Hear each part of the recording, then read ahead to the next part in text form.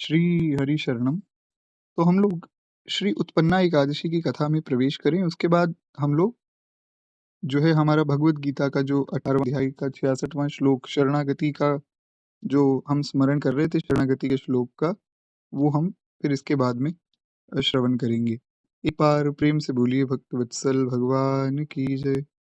जैसा दास ने अभी निवेदन किया कि एकादशी भगवान ने करने वाले एकादशी का व्रत, एकादशी पे खूब भजन आदि अवश्य ही करना चाहिए सबको, क्योंकि एकादशी भगवान की प्रसन्नता को बहुत बढ़ा देती है। नारायण। तो एक बड़ी सुंदर कथा प्राप्त होती है पद्म पुराण में।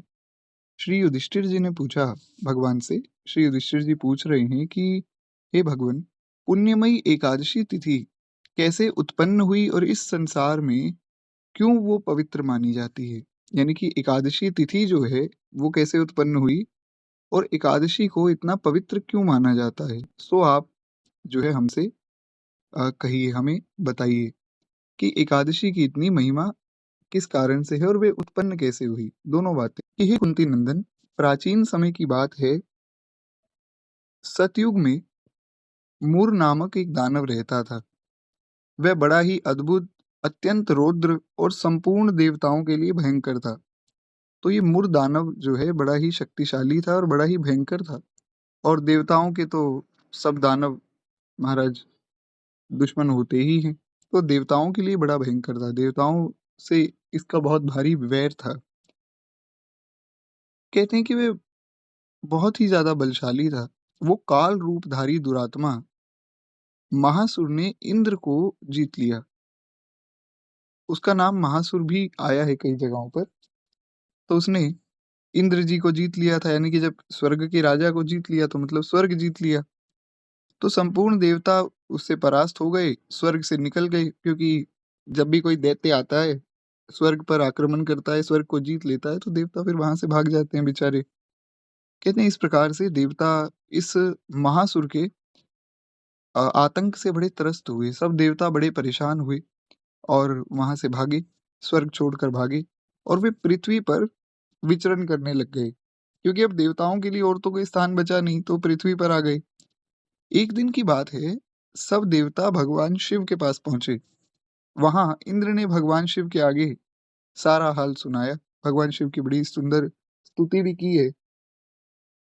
नमामि शमीशान निर्वाण रूपम विभुं व्यापकं ब्रह्म वेद स्वरूपम निजं निर्गुणं निर्विकल्पं निरीहं चिदाकाशमाकाशवासं भजेऽहम्। बड़ा अद्भुत है ये शिव रुद्राष्टकम। हम यहीं प्रणाम करें, क्योंकि हमें आगे कथा का कुछ विस्तार सुनना है आज।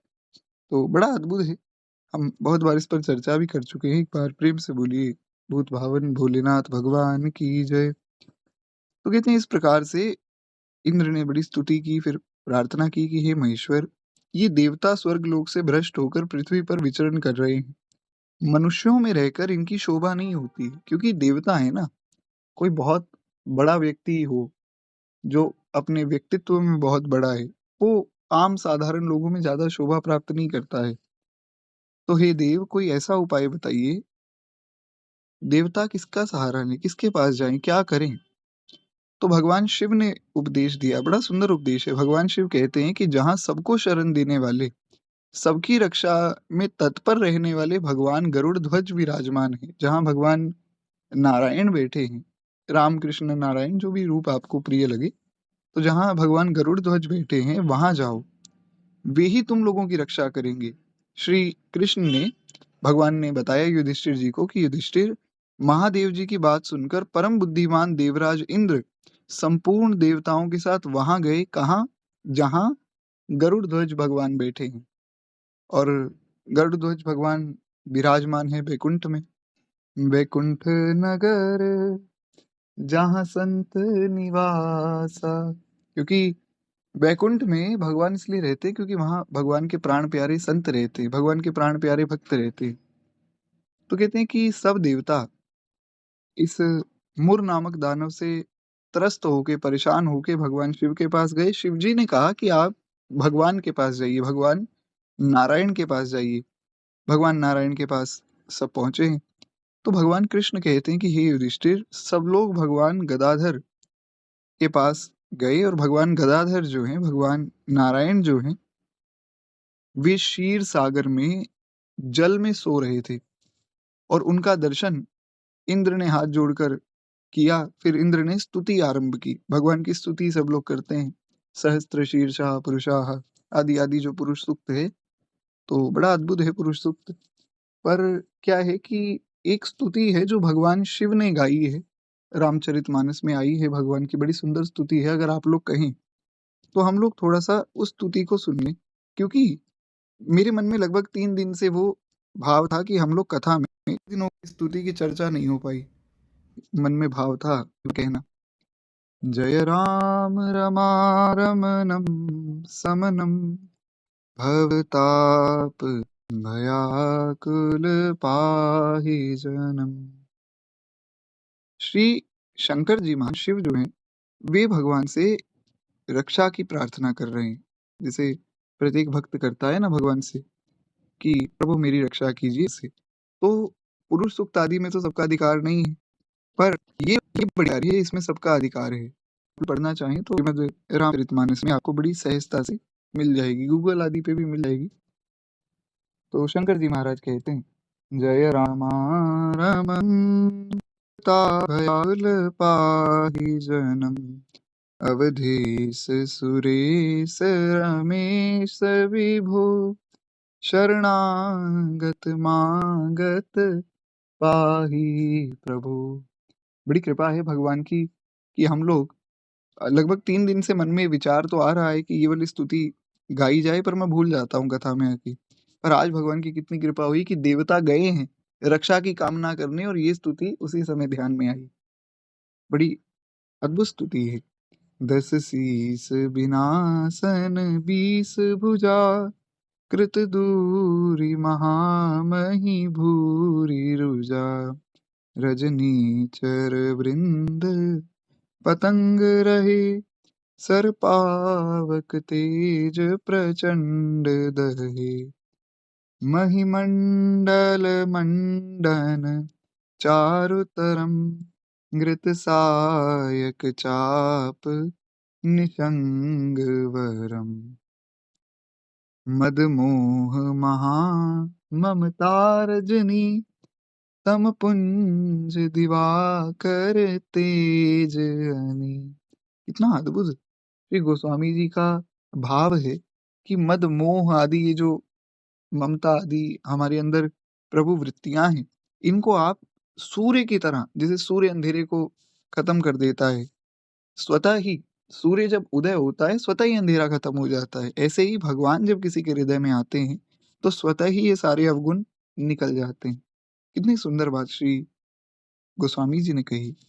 मन जात की रात निपात किए मृग लोग कुभोग सरे नहीं अतनाथ अनाथन पाहि हरे विषयावन पावर भूलि परे बहुरोग वियोगिन लोक है भवदंधरि रादर के फल ये भव सिंधु अगाध परे नर जे पद पंकज प्रेम न ते करते। कहते हैं जो भव सिंधु में फंसे हुए हैं वे कौन हैं? जो भगवान के पद पंकज भी जिनका प्रेम नहीं है, वे ही लोग इस भव सागर में, इस माया में फंस जाते हैं। अति दीन मलिन दुखी नित ही जिनके पद पंकज प्रीति नहीं अवलंब भवंत कथा जिनके प्रिय संत अनंत सदा तिनके। जिनको कथा का अवलंब है, अवलंब मतलब सहारा, जिनको अवलंब भवंत कथा जिनकी। अब बहुत ज्यादा विस्तार तो करने का भाव तो बड़ा है, पर क्या है कि हमें फिर आगे भी बढ़ना है और आज थोड़ा सा विस्तार में सुनना है सब भावों को। पर एक बात मैं निवेदन कर दूँ, यहाँ पर श्री गोस्वामी जी कह रहे हैं जिनको कथा का अवलंब है, यानी कि हे प्रभु जिनको आपकी कथा का सहारा है, उनको उनका लक्षण क्या होगा? उनका लक्षण ये होगा, प्रिय संत अनंत सदा तिनके, उनको संत बड़े प्रिय लगेंगे। जो कथा में जिनकी बड़ी रुचि होती है ना भगवान की कथा में, उनको संत बड़े अच्छे लगते हैं। जो भगवान का भक्त होता है, उसको संत बड़े प्यारे लगेंगे। अगर संत प्रिय नहीं लग रहे हैं तो इसका मतलब वो अभी भक्त बना नहीं है। खैर एक बार प्रेम से बोलिए भक्त वत्सल भगवान की जय।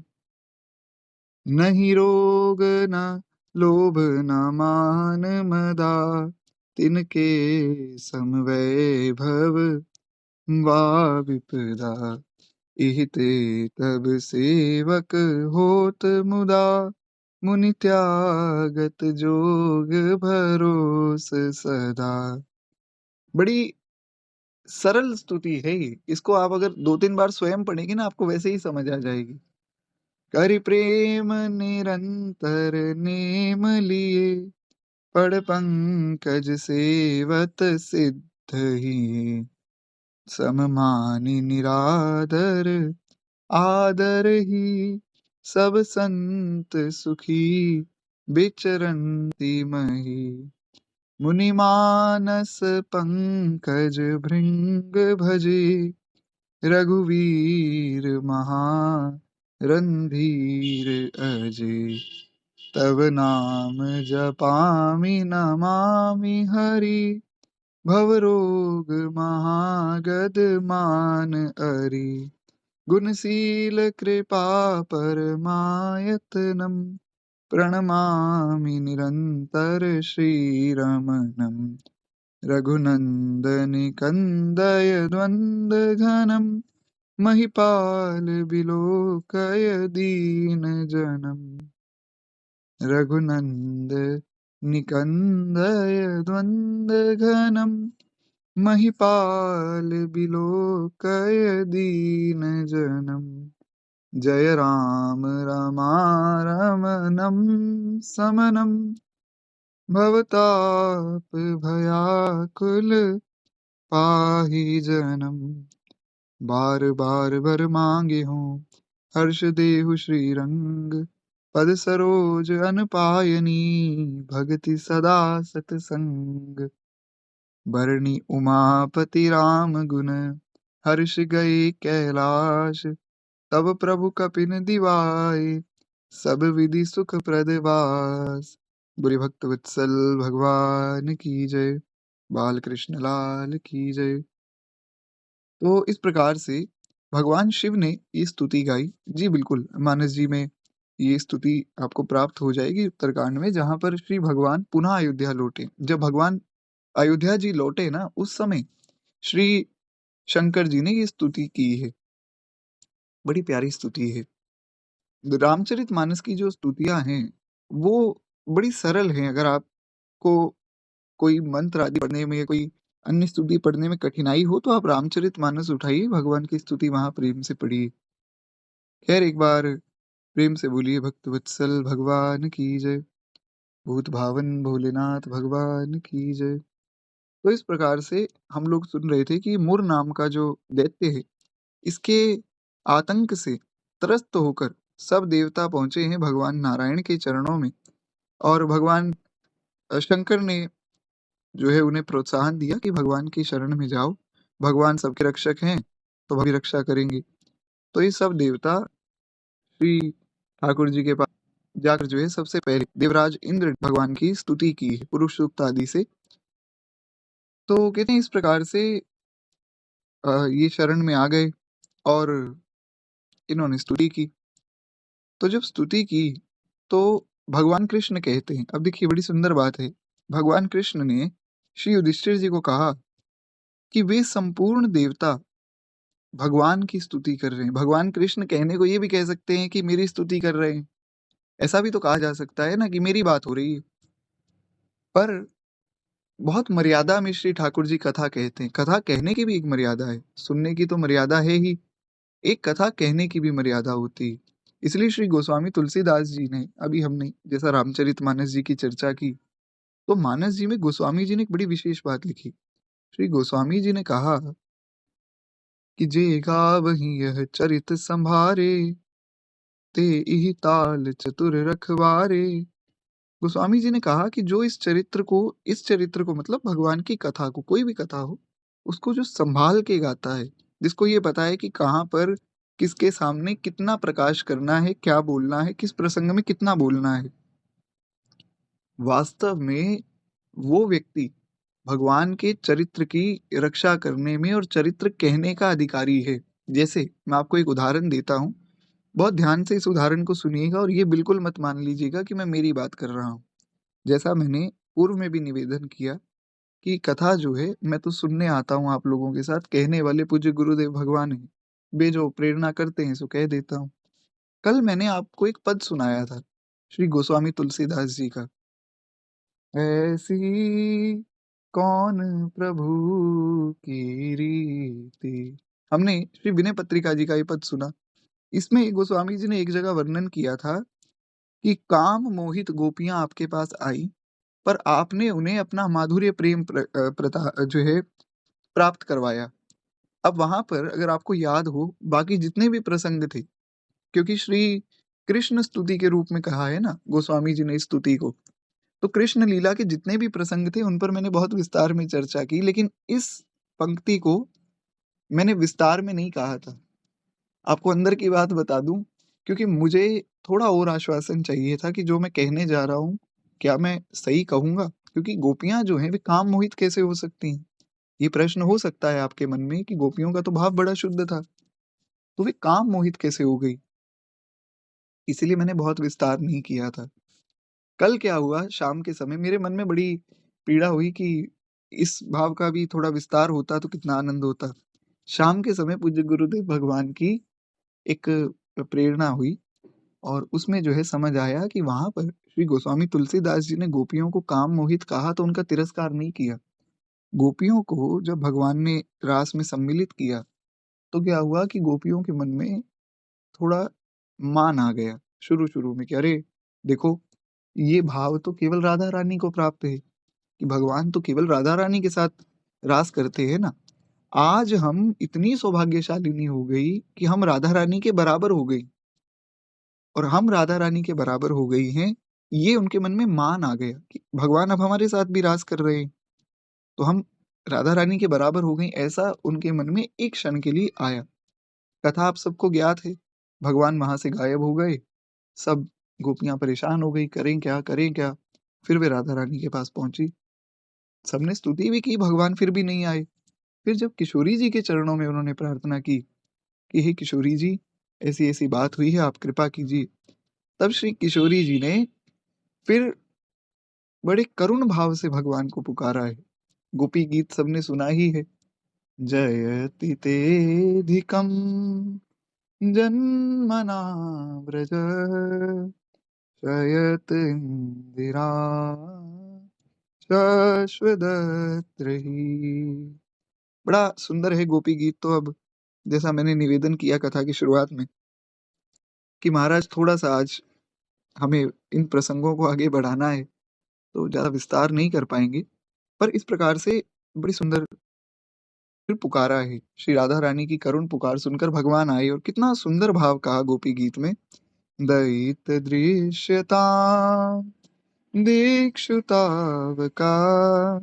स्वैन्द्रितास्व स्वामी चिन्वते। बहुत अद्भुत भाव है गोपी गीत में। अब हमने, अगर आपको याद हो, एक बार हमने स्वतंत्र चर्चा गोपी गीत पर ही की थी। गोपी गीत मैंने आपको रिकॉर्ड करके भी भेजा था ग्रुप में। तो गोपी गीत बड़ा प्यारा है, गोपी गीत तो सबको पढ़ना ही चाहिए। सुरत नाथ ते निशुल्क दासिका, वरद नीग्न तो नेह किम बद।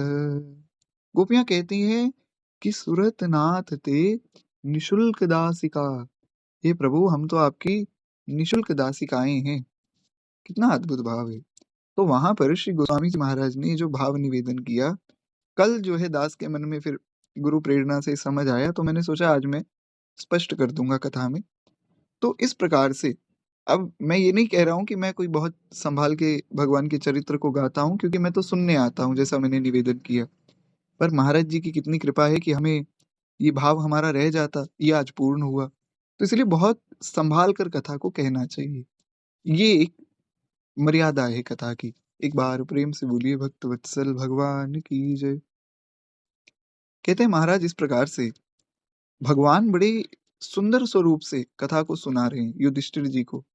वक्ता के रूप में भगवान सुना रहे हैं, तो भगवान निवेदन कर रहे हैं कि सब लोग गदाधर भगवान के पास पहुँचे और वहाँ जाकर इंद्र ने कहा, हे देवेश्वर, आपको नमस्कार है, देवता और दानव दोनों ही आपकी वंदना करते हैं। हे पुंडरीकाक्ष भगवान, आप देवताओं के रक्षक हैं और दैत्यों के आप शत्रु हैं। हे मधुसूदन, मधुसूदन भगवान का नाम है, मधु नाम के दैत्य को भगवान ने मारा था। कहते हैं कि हम लोगों की भी आप रक्षा कीजिए। हे जगन्नाथ, संपूर्ण देवता आपकी शरण में आए हैं और अगर आप ही रक्षा नहीं करेंगे, तो कौन करेगा महाराज? जगन्नाथ चकानैन नीलाचल वारे, तू न संभाले तो हमें कौन संभारे। बड़ा प्यारा भाव है। हे जगन्नाथ, अगर आप ही रक्षा नहीं करेंगे, तो प्रभु हम फिर किसके पास जाएँ? किसका अवलंब लें? अवलंब जैसा मैंने अभी आपको बताया, अवलंब का आशय है किसका हम सहारा लें। तुम तज कौन सनेही कीजे। हमने श्री पुष्टि मार्ग का भी ये अ, वल्लभाचार्य जी का पद सुना था। कहते हैं इस प्रकार से बड़ी करुण पुकार जो है भगवान ने सुनी सब देवताओं की, तो भगवान कमल नयन जो है फिर आतुर हुए।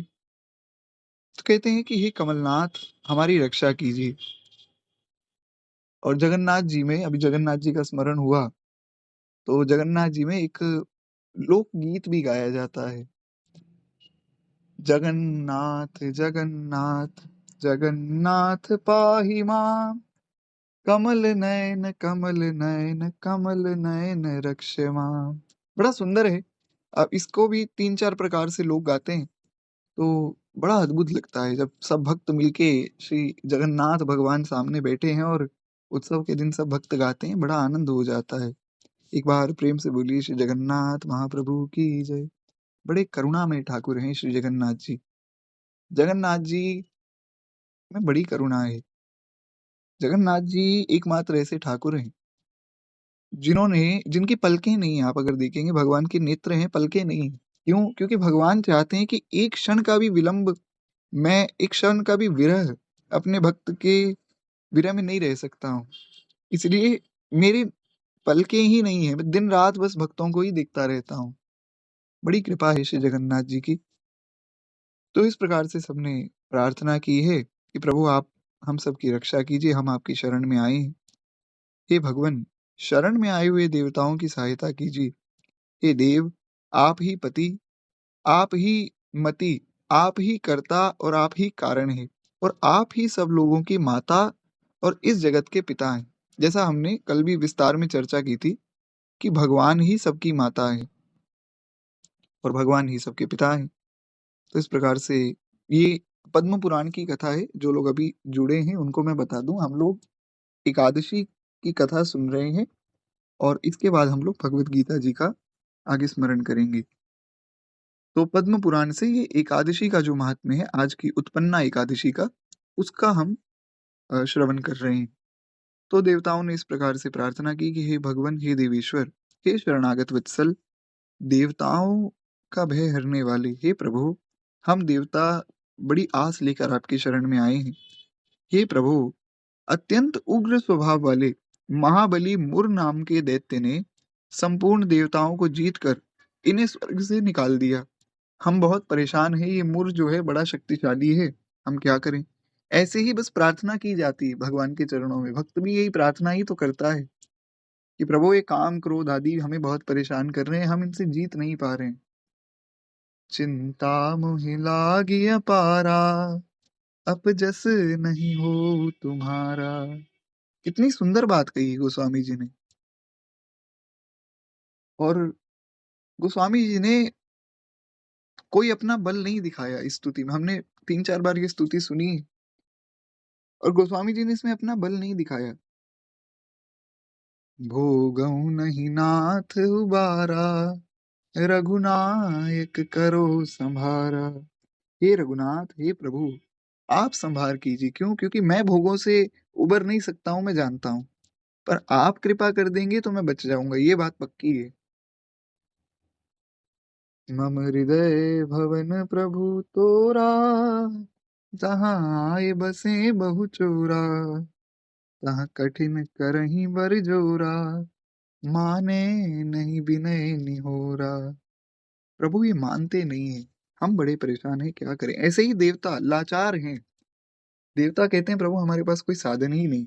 जो स्तुति अभी हमने सुनी, इसमें भी श्री शंकर जी ने यही तो कहा, भव ताप भयाकुल पाहि जन्म।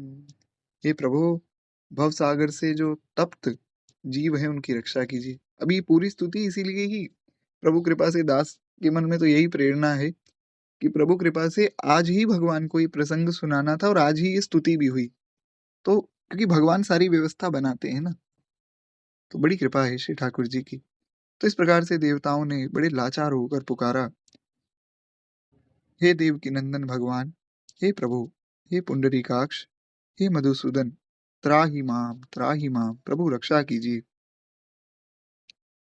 तो इस प्रकार से फिर भगवान से प्रार्थना की।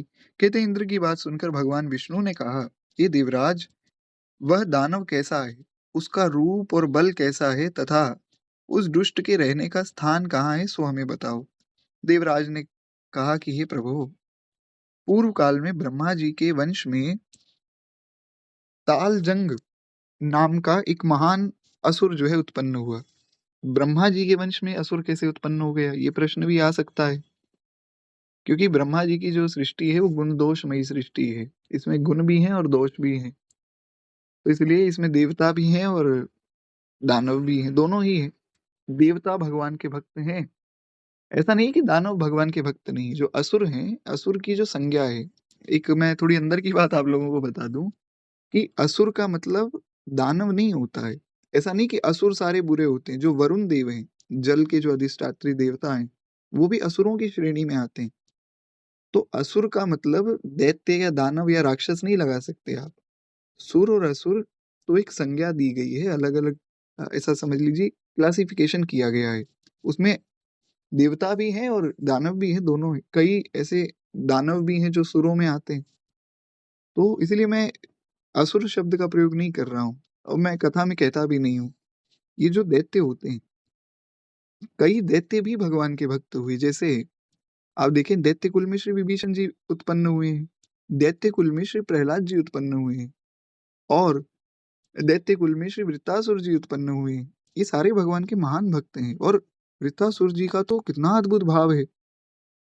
एक छोटा सा मैं भागवत जी का श्लोक यहाँ उद्धृत कर दूं, बड़ा सुंदर भाव है। श्री वृत्तासुर जी महाराज भगवान से कह रहे हैं, भगवान ने कहा कि भाई तुमने इतनी मेरी प्रार्थना की, तपस्या की, मांगो क्या मांगते हो। श्री वृत्तासुर जी कहते हैं, भागवत जी में इस श्लोक का वर्णन है, अगर आप में से कोई पढ़ना चाहे तो श्रीमद् भागवत महापुराण में मिलेगा। बड़ा प्रसिद्ध श्लोक है। ननाक पृष्ठम न च पारमेष्टम, न सार्वभौमं न रसाधिपत्यं, न योग सिद्धिं न पुनर्भवं वा, समजस्त्वा विरहय कांक्षयेय। बड़ा अद्भुत श्लोक है कि हे प्रभु, ननाक पृष्ठम, प्रभु आपको छोड़कर ना तो स्वर्ग चाहिए, ना पारमेष्ठम, ना ही कोई सर्वोच्च पद, स्वर्ग से भी ऊपर कोई पद होता हो तो वो भी नहीं चाहिए। न सार्वभौमम, मुझे संपूर्ण भूमि नहीं चाहिए। सब रसों की प्रभुता नहीं चाहिए। प्रभु योग की सिद्धियां नहीं चाहिए। न पुनर्भवन बा, पुनः संसार में भी नहीं आना है। तो क्या चाहिए? मुझे तो केवल आपके चरणों का आश्रय चाहिए। चरणों में आप मुझे रख लें, बस इतनी कृपा कीजिए। बड़ा सुंदर भाव है। इसलिए श्री सूरदास जी महाराज ने कहा, मेरो मन आनत कहाँ सुख पावे, जैसे उड़ी जहाज को पंछी, पुनि जहाज पे आवे, मेरो मन आनत कहाँ सुख पावे। सूरदास जी महाराज कहते हैं, प्रभु आपके चरणों को छोड़ के मैं जाऊंगा कहाँ, अन्यत्र कहाँ सुख मिलेगा मुझे। जैसे जो जहाज का पंछी है, वो खूब उड़ता है, पूरे आसमान को नाप लेता है और पुनः लौटकर उसी वृक्ष पर अपने स्थान पर ही आ जाता है और कहीं सुख नहीं मिलता है। एक मैं और भी बात निवेदन करूं, जैसे जब आप घर से निकलते हैं तो आप घर से निकल के कहीं भी जाएं, चाहे आप किसी तीर्थ में जा रहे हैं या कहीं आप वैसे किसी परिवार के व्यक्ति के पास रुक रहे हैं, कहीं भी जा रहे हैं, तो आपको यात्री माना जाएगा। आप यात्री हैं, लेकिन जब लौट कर घर आएंगे तब लोग कहेंगे ये तो इस घर का मालिक है या ये इस घर का निवासी है।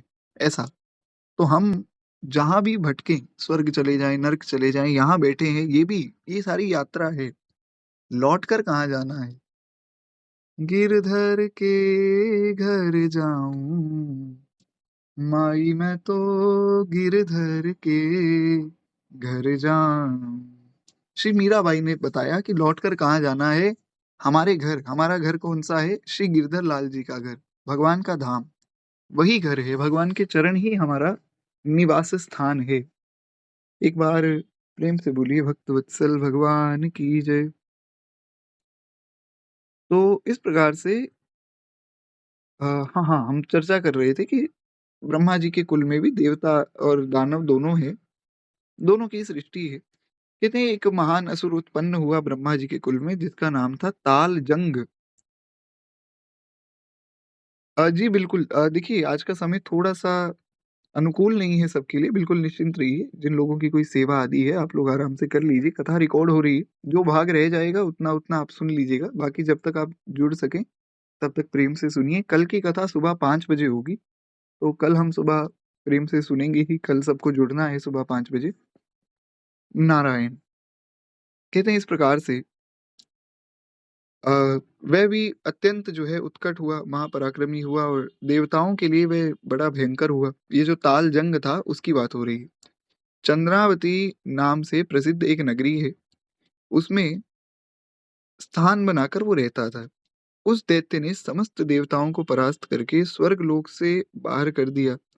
उसने एक दूसरे ही इंद्र को स्वर्ग का सिंहासन पर बिठा दिया। यानी कि वो ऐसा दानव था, उसने माया से एक दूसरा इंद्र रच दिया। क्योंकि मैंने आपको पूर्व में भी बताया था, ये जो इंद्र हैं, ब्रह्मा जी हैं, ये वरुण हैं, सूर्य हैं, ये कोई व्यक्ति नहीं है। ये एक पोस्ट है। यहाँ पे लोगों को नियुक्त किया जाता है। जैसे मान लीजिए मेरे बहुत अच्छे शुभ कर्म हो जाएंगे ना, तो फिर मैं भी इंद्र बन सकता हूँ, फिर मैं ब्रह्मा भी बन सकता हूँ। ऐसे भी बहुत सी सिद्धियां होती हैं, यौगिक सिद्धियां भी, क्रियाएं भी होती हैं। ऐसे बहुत से व्रत भी होते हैं जिसको करने से व्यक्ति इंद्र का पद पा लेता है या ब्रह्मा जी का पद भी पा लेता है। फिर जब कार्यकाल पूरा हो जाता है, फिर भगा दिया जाता है। तो ऐसा भी होता है। तो इसने क्या किया, जो उस समय के इंद्र जो विराजमान थे, उनको तो इसने भगा दिया और अपना ही एक दूसरा इंद्र बना के वहां पर बिठा दिया स्वर्ग में। तो अब लोगों को लग रहा है कि ये हमारे राजा इंद्र हैं, पर वास्तव में वास्तविक इंद्र तो चले गए थे। अभी जो हमारा जो समय चल रहा है, इस कल्प के इंद्र कौन है उनका नाम तो मुझे याद नहीं है। अगले कल्प में ऐसा वर्णन आता है शास्त्रों में, जो अक्षरधामा है महाभारत में, वो इंद्र बनेंगे। तो ऐसे ये आम व्यक्ति ही होते हैं हमारी तरह ही, जो देवता बन जाते हैं। बस वो पवित्र देह आदि धारण कर लेते हैं और वहां कुछ भजन साधन तो हो नहीं पाता है। भागवत जी में श्री सुखदेव जी ने कहा कि ना स्वर्ग में अमृत है, ना नरक में अमृत है, ना ही समुद्र में अमृत है। अमृत है कहाँ? गोस्वामी जी ने वर्णन किया, वर्णानामर्थ संघानाम रसानाम छंदसामपि मंगलानाम च कर्तारो वंदे वाणी विनायको। अब अगर आप लोग कहें तो एक रहस्य की बात बता देता हूँ, 2-5 मिनट आप लोगों के लूंगा। रामचरितमानस को अगर आप पढ़े, रामचरितमानस में पहला श्लोक वर्णानामर्थ संज्ञानाम रसानाम छंदसामपि मंगलानाम च कर्तारो वंदे वाणी विनायको, ये तो चलो समझ आता है, सबको समझ आता है कि गणेश जी प्रथम पूज्य हैं, तो गणेश जी की पहले वंदना करनी चाहिए। गोस्वामी जी ने की, लेकिन उनसे पहले नाम लिया वंदे वाणी फिर विनायको। पहले वाणी का वंदन क्यों किया? वाणी का वंदन इसलिए पहले किया कि वाणी की कृपा से, भगवती वाग देवता माँ सरस्वती की कृपा से मुझे ये समझ आया कि गणेश जी का वंदन करना चाहिए, इसलिए पहले मैं वाणी का वंदन कर रहा हूँ, फिर गणेश जी का वंदन कर रहा हूँ। ये बात तो समझ आ गई। एक प्रश्न हुआ। अब वैसे मैंने बहुत विस्तार में इस पहले श्लोक पर हमने बहुत विस्तार में चर्चा तब की थी जब हमने रामचरितमानस जी की कथा को प्रथम बार शुरू किया था। 2 बार हुई है मानस जी की कथा, दोनों बार हमने विस्तार में चर्चा की थी। अगर आप में से किसी को बहुत ज़्यादा विस्तार में सुनना हो, तो भगवत मार्ग का जो यूट्यूब चैनल है, उसमें प्लेलिस्ट है पूरी रामचरितमानस की। आप पहला दिन जो कथा हुई थी, वहाँ आप सुन सकते हैं। वहाँ कुछ श्लोकों के, कुछ ग्रंथों के उदाहरण भी मैंने दिए थे। बाकी कुछ एक भाव में निवेदन कर दूँ। एक प्रश्न हुआ कि गोस्वामी जी तो श्री राम उपासक हैं, तो उन्होंने रामचरितमानस को लिखा। तो पहला जो अक्षर है वो व क्यों हुआ? वर्णा नाम क्यों? पहले राम नाम से शुरू कर देते, या चलो राम नाम से शुरू ना करते, गणेश जी की और भगवती वाग देवता की वंदना करनी थी तो रा अक्षर से कुछ लिख देते। अब हमें तो इतनी समझ है नहीं, पर गोस्वामी जी तो गोस्वामी जी है महाराज, वे तो जो लिख देते हैं वो सिद्ध हो जाता है। गोस्वामी जी तो इतना उनमें वैदुष्य है, ऐसे ही नहीं लिखी गोस्वामी जी ने रामचरितमानस। ये बात बहुत कम लोग जानते हैं। गोस्वामी तुलसीदास जी ने पहले संतों के चरणों में बैठ के बहुत अध्ययन किया, चारों वेदों को पढ़ा, उपवेदों को पढ़ा, फिर वेदों के नीचे आती हैं स्मृतियां, स्मृतियों को पढ़ा, उपनिषदों को पढ़ा, फिर उनके नीचे आते हैं ये महाभारत आदि ग्रंथ, रामायण महाभारत जो है, वाल्मीकि रामायण और महाभारत, फिर उनको पढ़ा। फिर उसके बाद सबसे जो नीचे हैं, नीचे मतलब ऐसा ये नहीं समझना कि इनकी महिमा कम है, ऐसा नहीं।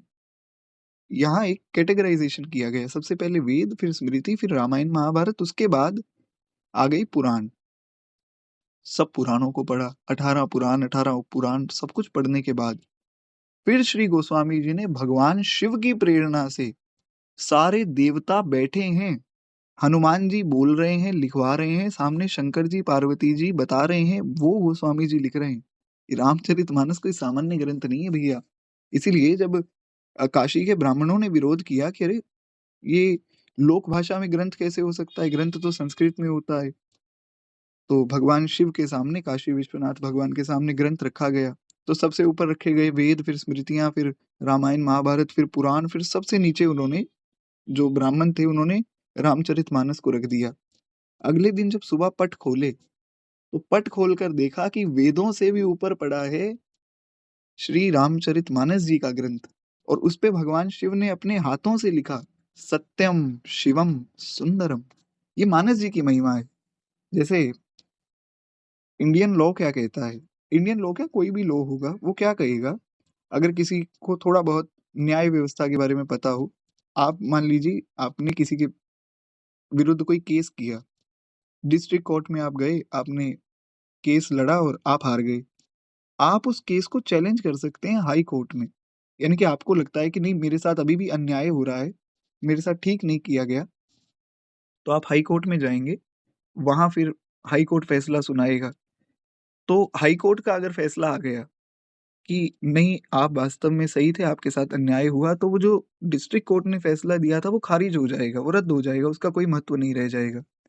ऐसे ही पुराणों में सब बातें आई, पर अगर ऐसा हो कि पुराण में कोई बात ऐसी हमें लग रही है जो वेदों के अनुकूल नहीं है, यानी कि वेदों में कुछ और लिखा है, पुराण में कुछ और लिखा है, तो फिर वेद की बात मानी जाएगी, क्योंकि वेद सुप्रीम कोर्ट है। वेद ने जो कह दिया सो प्रमाण है। हमारे यहाँ तो भगवान की व्यवस्था भी वेद करते हैं। वेद जिसको भगवान कहे वो भगवान है। नास्तिको वेद निंदका, सनातन धर्म की परंपरा है। नास्तिक वो नहीं जो भगवान को नहीं मानता, नास्तिक वो है जो वेद को नहीं मानता। तो ये वेद भगवान की महिमा है। और हमारे पूज्य गुरुदेव भगवान तो कहते हैं कि वेद वो हैं जिनकी रचना भगवान ने नहीं की, बल्कि भगवान को स्थापित वेद करते हैं। एक बार प्रेम से बोलिए श्री वेद भगवान की जय। वास्तव में वेद भी भगवान का ही स्वरूप है। तो उन वेदों से भी ऊपर रखा है भगवान शिव ने रामचरितमानस जी को। ये मानस जी कोई सामान्य ग्रंथ नहीं है। इतना महिमा वाला जो ग्रंथ है, उसमें गोस्वामी जी ने वाह अक्षर पहले क्यों लिखा? रा लिख देते, या चलिए राम जी का नाम नहीं ले पाए, सीता जी का ले लेते, किशोरी जी का नाम ले लेते। नहीं, वाह ही क्यों लिखा? वाह इसलिए लिखा क्योंकि जो वाह अक्षर है व्याकरण में, वो है अमृत का सूचक। तो गोस्वामी जी ने वाह अक्षर लिख के ये बता दिया कि ये जो मैं लिखने जा रहा हूँ, ये सच्चा अमृत है। तो महाराज अमृत तो ऐसे सुनने में आता है, समुद्र मंथन से अमृत निकला, तो समुद्र में भी अमृत होगा। ये बात तो आप सब भी मानते होंगे, समुद्र मंथन से अमृत तभी तो निकलेगा जब होगा। तो भागवत जी में इसका बहुत सुंदर जो है एक्सप्लेनेशन आता है।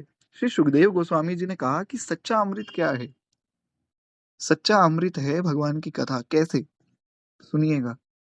गोस्वामी जी ने इसलिए लिखा वाह। गोस्वामी जी का एक एक शब्द बहुत सोचकर गोस्वामी जी ने लिखा है। दूसरा कोई ऐसा विद्वान ना हुआ है पहले, ना है और ना ही कभी हो सकता है। ना सतयुग में, ना त्रेता में, ना द्वापर में, ना कलयुग में ऐसा कोई नहीं हो सकता जो गोस्वामी जी से ज्यादा बड़ा विद्वान हो। तो श्री गोस्वामी जी महाराज ने जब लिखा, तो ये विचार हुआ कि स्वर्ग में क्षमा चाहूंगा, समुद्र में अमृत है, तभी तो निकला। पर अगर समुद्र में सच्चा अमृत है, तो फिर समुद्र खारा क्यों? समुद्र का पानी तो मीठा होना चाहिए ना। तो समझ आया कि समुद्र में अमृत है पर उसकी इतनी ज्यादा महिमा है नहीं। फिर प्रश्न हुआ कि सांप के पास भी अमृत है। हमने सुना महाराज सांप मणि को कुंडली मारकर बैठा रहता है, उसके पास कोई अमृत भी है नागलोक में, जिसकी रक्षा सांप करते हैं, ऐसा वर्णन आता है शास्त्रों में। तो अब प्रश्न ये उठ तो गया कि नागलोक में अमृत है, पर नागलोक में अगर अमृत है तो सांप जब काटता है तो विष क्यों फैलता है? अमृत फैलना चाहिए। परस्पर विरोधी बात हो गई। तो बोले चलो ये भी मान लिया, स्वर्ग में अमृत होगा। जब स्वर्ग में अमृत होता, तो फिर ये क्यों कहा गया कि क्षीणे पुण्य मृत्यु लोकम विशंति? भगवत गीता जी की कथा हम सुन रहे हैं और भगवत गीता जी में भगवान ने कहा कि जब देवताओं के पुण्य खत्म हो जाते हैं ना, क्षीण हो जाते हैं, फिर उनको लात मार के भगा दिया जाता है। और बड़े आदर से नहीं, लात मार दी जाती है स्वर्ग से कि अब जाओ, भागो यहाँ से, अब पुनः जाओ पृथ्वी लोक पे। तो इतना तिरस्कार क्यों मिलता अगर वहां अमृत होता? तो फिर एक निर्णय दिया गया कि चंद्रमा के पास अमृत है। चंद्रमा बड़ा सुंदर है, और लोग खूब जो है, आजकल फिल्मी गाने भी ऐसे बने हैं ना कि चंद्रमा जैसा तुम्हारा चेहरा है और चंद्रमा जितनी तुम सुंदर हो, ऐसा बहुत से गीत बने। चंद्रमा बड़ा सुंदर माना गया, तो चंद्रमा के पास अमृत है। पर अगर चंद्रमा के पास अमृत होता, तो उसमें तो बहुत दाग हैं, फिर उसमें दाग क्यों होते? तो फिर अमृत है कहाँ? तो अमृत है भगवान की कथा में। इसलिए गोस्वामी जी ने कहा, इहि मह रघुपति नाम उदारा, सुमिर सुमिर नर उतरहि पारा, रामचरित मानस इहु नामा, सुनत श्रवण पाई विश्रामा। भगवान की कथा में अमृत है। कोई भी कथा हो, भागवत जी की कथा हो, मानस जी की कथा हो, जो भी कथा हो भगवान की, कथा में अमृत है। क्यों? कथा रूपी अमृत ऐसा है जो प्रतिक्षण वर्धमान भगवान के प्रेम को प्रदान करता है। प्रेम तत्व ऐसे नहीं मिलता है, प्रेम कथा प्रदान करती है। हमें पता भी नहीं लगेगा और कथा सुनते सुनते हमारा भगवान के प्रति भाव जाग जाएगा। ये कथा की महिमा है। इसलिए मैं बारंबार बारंबार सबसे निवेदन करता हूँ कि कथा मत छोड़िए। जैसी भी व्यवस्था हो, कथा तो प्रयास कीजिए सुनते ही रहें हम लोग, नित्य सत्संग हो। नारायण। खैर एक बार प्रेम से बोलिए भक्त वत्सल भगवान की जय। जी बिल्कुल। देखिए हनुमान जी ने भी स्वयं पृथ्वी पर रहने का विचार किया। कथा ही तो, यत्र यत्र रघुनाथ कीर्तनम तत्र तत्र कृतमस्तकांजलिम, बाष्पवारि परिपूर्णलोचनम, मारुतिम नमत राक्षसांतकम। हमारे बीच भी श्री हनुमान जी महाराज विराजमान है। जहाँ कथा होती है वे तो बैठ ही जाते हैं। और एक और अंदर की बात बता दूं, भगवान को भी अपनी कथा बड़ी प्रिय है। तो श्री ठाकुर जी और श्री हनुमान जी दोनों ही विराजमान है। एक बार प्रेम से बोलिए श्री हनुमंत लाल जी की जय। तो इस प्रकार से हम चर्चा कर रहे थे कि हाँ, मुर नामक दैत्य ने भगा दिया देवताओं को। शायद हम कुछ और चर्चा कर रहे थे। हाँ, अमृत की। तो इस प्रकार से अमृत जो है वो भगवान की कथा में और भगवान के चरणों में है। तो ये जो दैत्य था, इसने सबको भगा तो दिया और नया इंद्र बना के वहाँ स्थापित कर दिया। अग्नि, चंद्रमा, सूर्य, वरुण वो भी दूसरे ही बना दिए, उसने नए बना दिए। आजकल ऐसे जो है बहुत से लोग घूम रहे हैं जो सरकार की तरफ से, अब कोई भी सरकार हो, हमें किसी सरकार से कोई मतलब नहीं। जो भी सरकार है उन्होंने नकली शंकराचार्य भी बनाए हुए हैं। तो ऐसे भी बहुत से लोग हैं। अब कौन सच्चा कौन झूठा ये तो भगवान जाने, पर जो पूरी पीठाधीश्वर श्री महाराज जी हैं, वे वास्तव में बड़ा आदर उनका संत समाज में, उनकी बात को सुनना चाहिए। तो जो सच्चे प्रामाणिक संत हैं, कहने का आशय मेरा इतना है कि उनको ही सुनना चाहिए। अगर प्रामाणिक संत ना मिलें, तो सत्संग के नाम पे किसी भी दूसरे व्यक्ति का संग करने की भी आवश्यकता नहीं है। ऐसा पूज्य श्री गुरुदेव भगवान की दास को आज्ञा हुई थी। अब वैसे कहना तो नहीं चाहिए अपने निज अनुभव, पर एक बार बीच में कुछ ऐसी बात हुई मेरे साथ, तो मैं बड़ा परेशान हो जाता हूँ, कोई व्यक्ति भगवान के विरुद्ध बोलता है तो। तो मैं फिर थोड़ा बहसबाजी पे उतर आता हूँ, कि श्लोक पे श्लोक बोलने लग जाता हूँ, वो मानता ही नहीं। तो मेरा मन बड़ा खराब हुआ, एक व्यक्ति ने ऐसी सब बात कही। तो मैंने कहा, अरे मैं आपको प्रमाण दे रहा हूँ, आप तब भी नहीं मान रहे हैं। फिर पूज्य गुरुदेव भगवान की आज्ञा हुई कि हमें बहस आदि में नहीं पड़ना है, नहीं मानता है तो ना माने, अपने भजन में लगो। और ऐसे लोगों से बचो जो, बहुत से ऐसे भी लोग मिलेंगे, अरे हम तो आपके ही संप्रदाय के हैं, आपकी परंपरा के हैं। ठीक है, आप हमारी परंपरा के हैं, आप भी भजन कीजिए, हम भी करें। बहुत ज़्यादा घुल-मिलना नहीं चाहिए, उससे हानि होती है। अब मैं मान लीजिए जान लूँ कि आप लोग कौन हैं, कहाँ से हैं, आपका क्या नाम है, उससे आपको कुछ नहीं मिलेगा, और आप मेरे बारे में जान लें, तो उससे मुझे कुछ नहीं मिलेगा। हाँ, ये हम जान लें कि कथा का समय कल सुबह 5 बजे का रहेगा, उससे लाभ होगा कि सुबह 5 बजे हम कथा सुन पाएँगे। तो भगवान की ही चर्चा वास्तव में सच्चा सत्संग है। तो इस प्रकार से अब लोगों को ये लग रहा है कि सूर्य, इंद्र, चंद्रमा आदि सब वैसे ही हैं, पर वास्तव में वो नकली थे, जो कि इस तालजंग ने बनाए थे। कहते हैं, हे जनार्दन, मैं सच्ची बात बता रहा हूँ, उसने सब कोई दूसरे कर लिए, देवताओं को तो उसने प्रत्येक स्थान में से वंचित कर दिया। इंद्र का कथन सुनकर भगवान जनार्दन को बड़ा क्रोध हुआ, और वे देवताओं को साथ लेकर जो है चंद्रावतीपुरी में गए। देवताओं ने देखा कि दैत्यराज बारंबार गर्जना कर रहा है, तो उससे पहले जो है परास्त होकर संपूर्ण देवता दसों दिशाओं में भाग गए। अब वो दानव भगवान विष्णु को देखकर बोला कि खड़ा रहे। यानी कि उसका आप हिम्मत देखिए कि वो भगवान को कह रहा है वहीं खड़े रहना। उसकी ललकार सुनकर भगवान के नेत्र में क्रोधाग्नि आ गई, महाराज भगवान के नेत्र लाल हो गए, और भगवान ने कहा कि अरे दुराचारी दानव, मेरी उन भुजाओं को देख। ये कहकर भगवान विष्णु ने अपने दिव्य बाणों से जो है सामने आए हुए उस दुष्ट दानव को मारना आरंभ किया, और दानव जो है भय से विवल हो गया।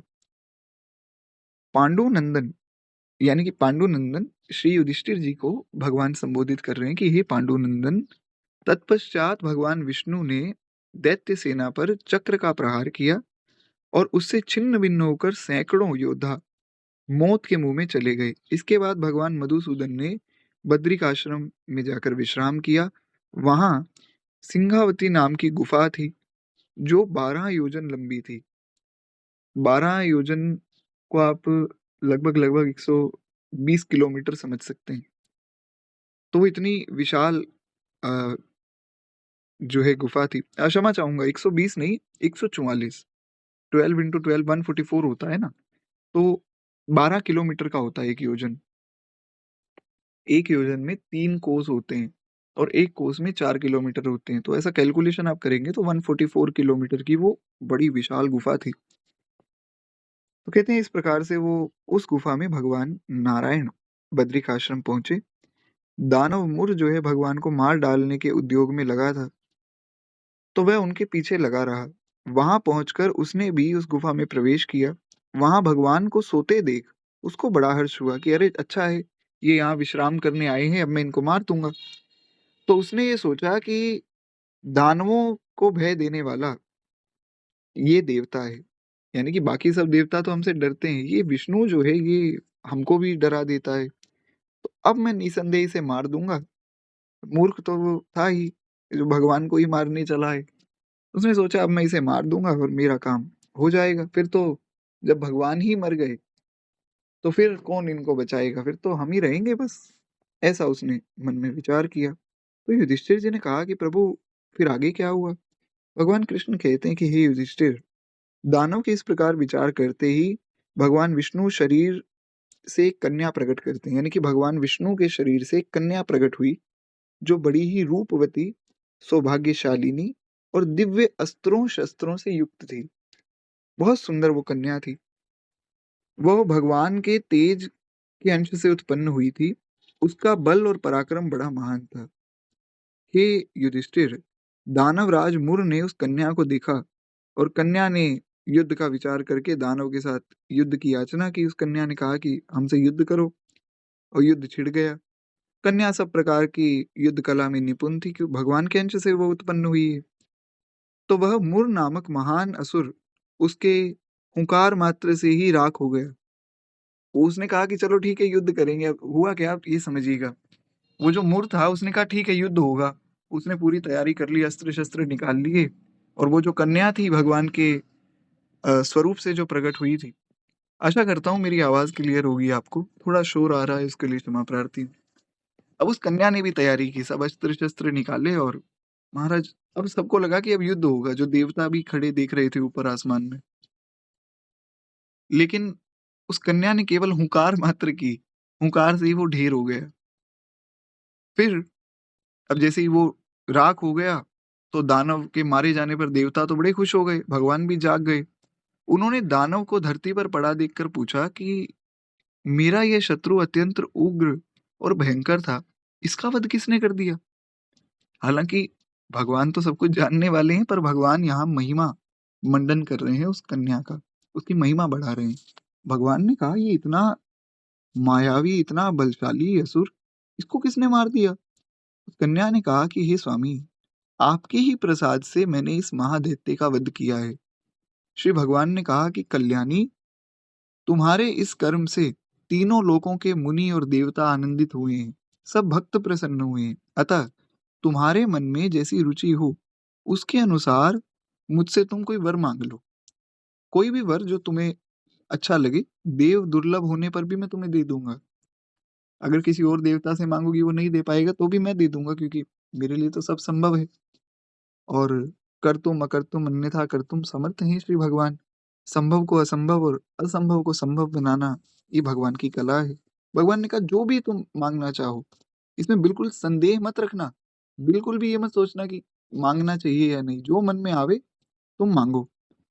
तो उस कन्या ने प्रार्थना की। वो कन्या और कोई नहीं थी, साक्षात एकादशी जी ही थी। तो कहते हैं उसने कहा कि प्रभु, यदि आप मुझसे प्रसन्न हैं तो आपकी कृपा से सब तीर्थों में प्रधान, समस्त विघ्नों का नाश करने वाली तथा सब प्रकार की सिद्धि को देने वाली मैं देवी हो जाऊं। यानी कि सब तीर्थों में मैं प्रधान हो जाऊं, सारे विघ्नों को नष्ट कर दूं, और सब प्रकार की सिद्धि को मैं प्रदान करूं, ऐसा ऐसी मुझ पर कृपा कीजिए। हे जनार्दन, जो लोग आप में भक्ति रखते हुए मेरे दिन को उपवास करेंगे, यानी कि एकादशी के दिन को उपवास करेंगे, उन्हें सब प्रकार की सिद्धि प्राप्त हो जाए। हे माधव, जो लोग उपवास, नक्त अथवा एक भुक्त करके मेरा व्रत करें, उन्हें आप धन, धर्म और मोक्ष प्रदान कीजिए। ऐसी मेरी आपके चरणों में प्रार्थना है। भगवान कृष्ण ने कहा कि इस प्रकार से जो है एकादशी जी उत्पन्न हुई, और एकादशी को भगवान ने फिर वरदान दिया। भगवान ने कहा कि हे कल्याणी, तुम जो कुछ चाहती हो वो संपूर्ण होगा, जो तुमने कहा है वही होगा। तो इस प्रकार से एकादशी जी की उत्पन्न होने की कथा यहाँ प्राप्त होती है पद्म पुराण में। भगवान कृष्ण ने फिर सारी बात बताई कि जो भी व्यक्ति इस दिन व्रत करता है, और दोनों पक्षों में समान रूप से, ये एकादशी कल्याण करने वाली बड़ी विशेष बात। एकादशी ऐसा नहीं कि कृष्ण पक्ष की कर लें और शुक्ल पक्ष की ना करें। मैं आशा करता हूँ कृष्ण पक्ष, शुक्ल पक्ष आपको समझ आता होगा। हमने कार्तिक मास में चर्चा की थी कि थोड़ा-सा आप लोग इस बात का ध्यान रखिए, थोड़ा बहुत हमें बेसिक्स पता हो। तो कई लोग ऐसा करते हैं महाराज, एक व्यक्ति मुझे मिले, बहुत बहुत अच्छे, भगवान के बड़े सरल भक्त हैं, पर उनको ना किसी ने ये कह दिया कि जो है, अब उनको तो ये तो पता नहीं कि कृष्ण पक्ष क्या है, शुक्ल पक्ष क्या है। कोई पंडित जी मिले, पंडित जी ने कहा देखो भैया ऐसा है, सामान्य लोक भाषा में, लेमैन लैंग्वेज में।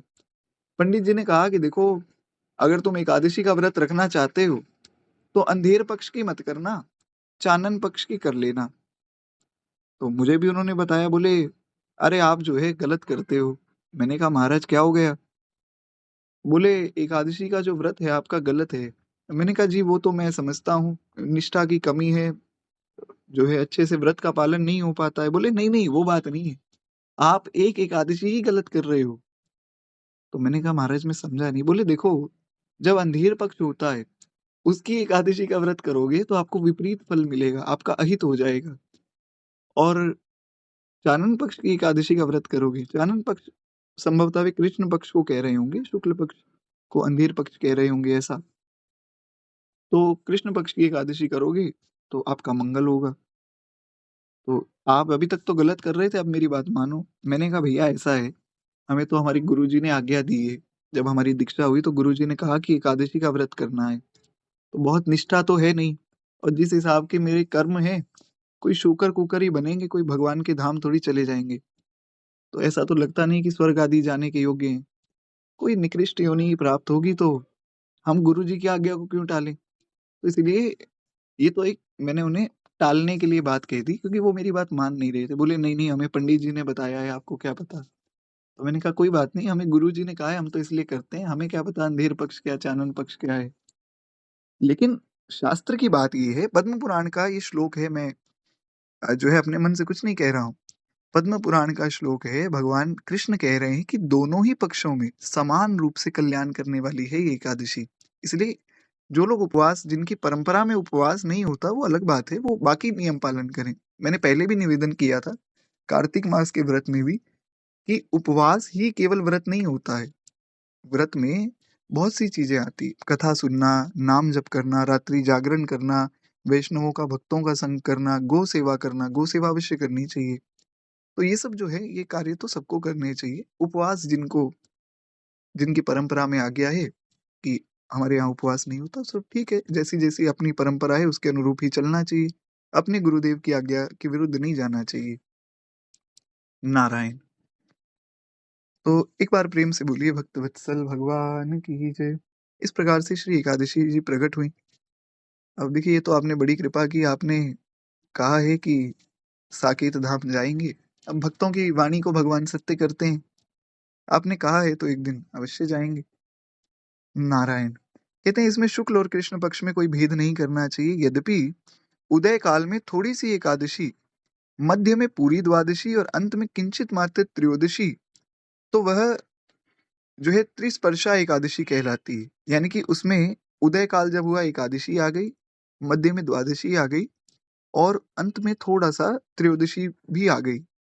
तो वो त्रिस्पर्शा एकादशी कहलाती है, वो भगवान को बहुत प्रिय है।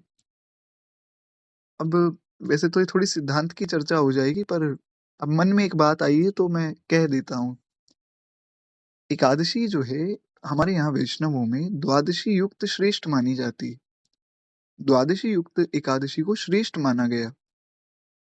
श्रीमद् वैष्णव मतावज भास्कर में जो परम श्रद्धेय परम पूज्य आचार्य चरण श्रीमद् आद्य रामानंदाचार्य भगवान ने लिखा, उसमें एकादशी का बहुत विस्तार में उन्होंने विवेचन किया। एकादशी के विषय में किसी को कोई भी संशय हो, तो उसको वैष्णव मताब्ज भास्कर का वो अंश अवश्य पढ़ना चाहिए, बहुत विस्तार में। तो उसमें दशमी विद्या एकादशी का उन्होंने निषेध किया, यानी कि जिसमें दशमी के दिन एकादशी आ रही हो, उस दिन व्रत नहीं करना चाहिए, वो पाप है। और द्वादशी के दिन एकादशी पड़ रही हो, तो उसका व्रत कर लेना चाहिए, वो उत्तम है, वो एकादशी से भी उत्तम उसको माना गया। हमारे यहाँ निम्बार्क परंपरा में जो निम्बार्काचार्य भगवान की परंपरा है, उसमें मैंने देखा है बहुत से वैष्णवों को मैंने देखा है कि वे द्वादशी युक्त एकादशी का ही नियम लेते हैं। तो इन सब बातों का ध्यान रखना चाहिए।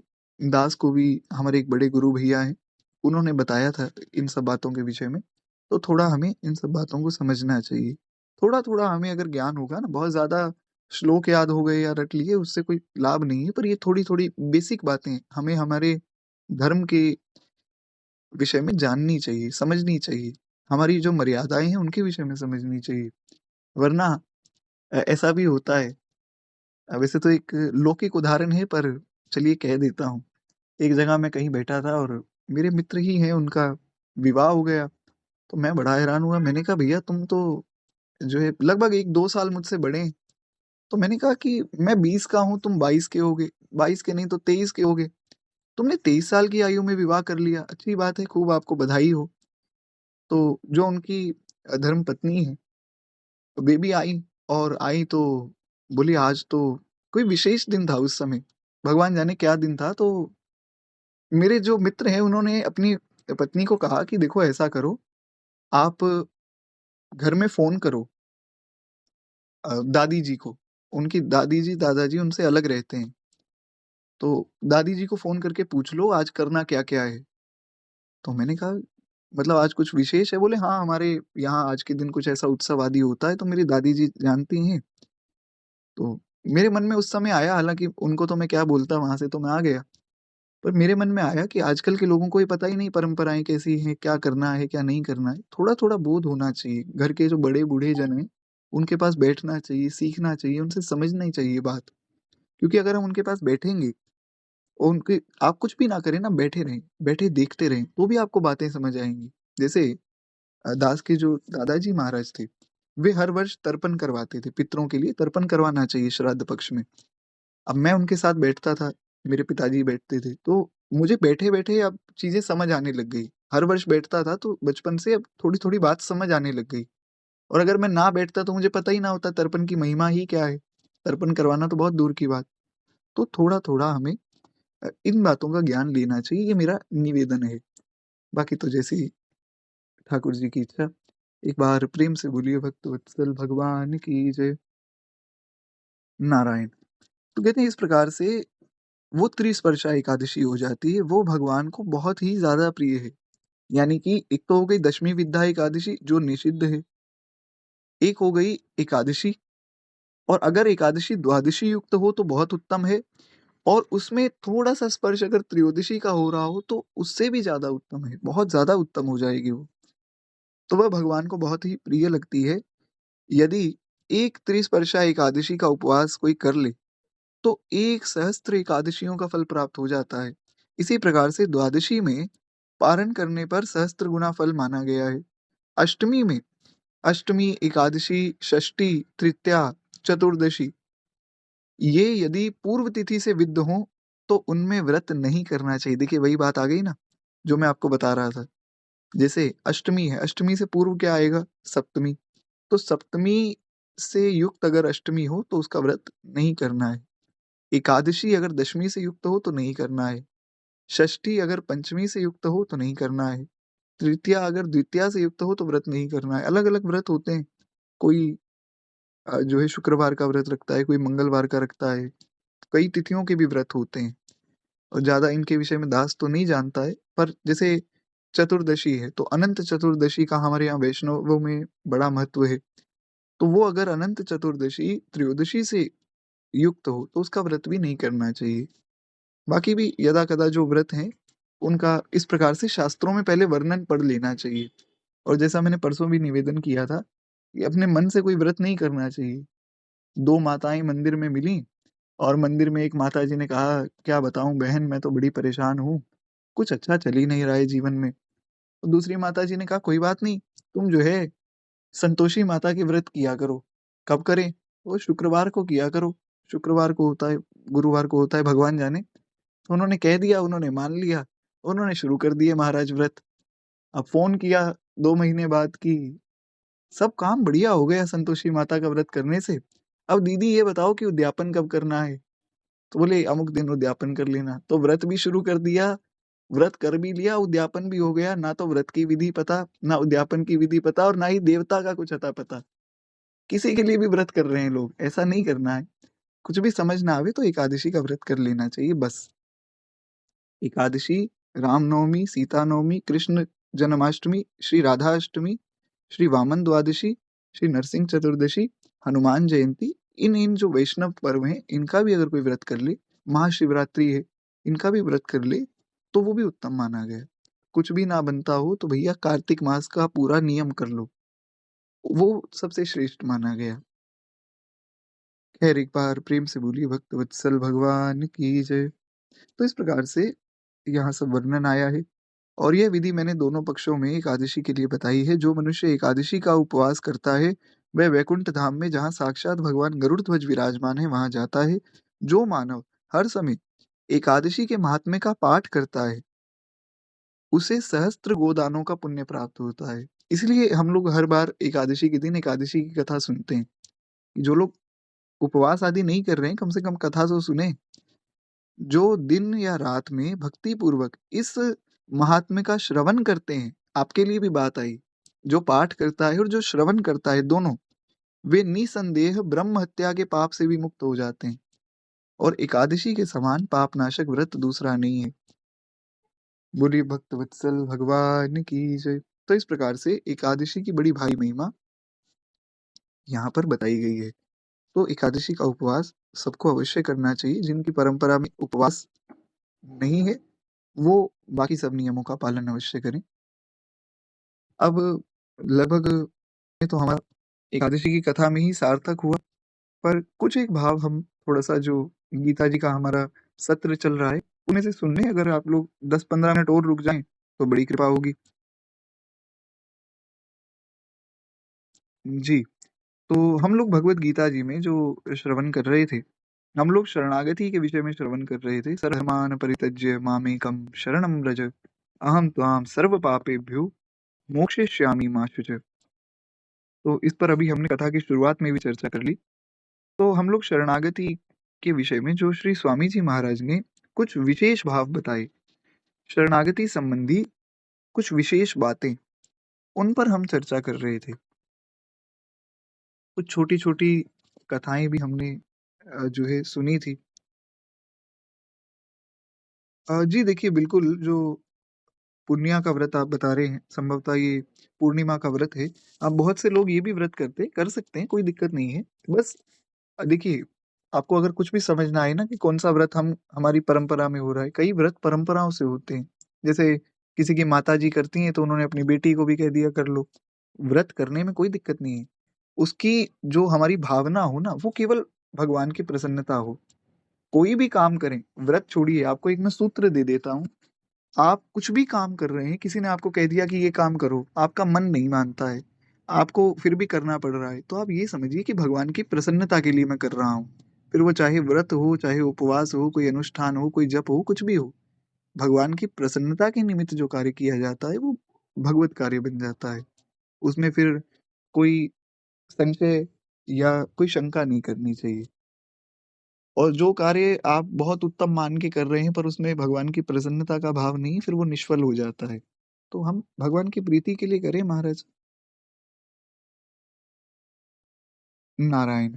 कहते हैं इस प्रकार से हम लोग सुन रहे थे कि भगवान से संबंध होना चाहिए।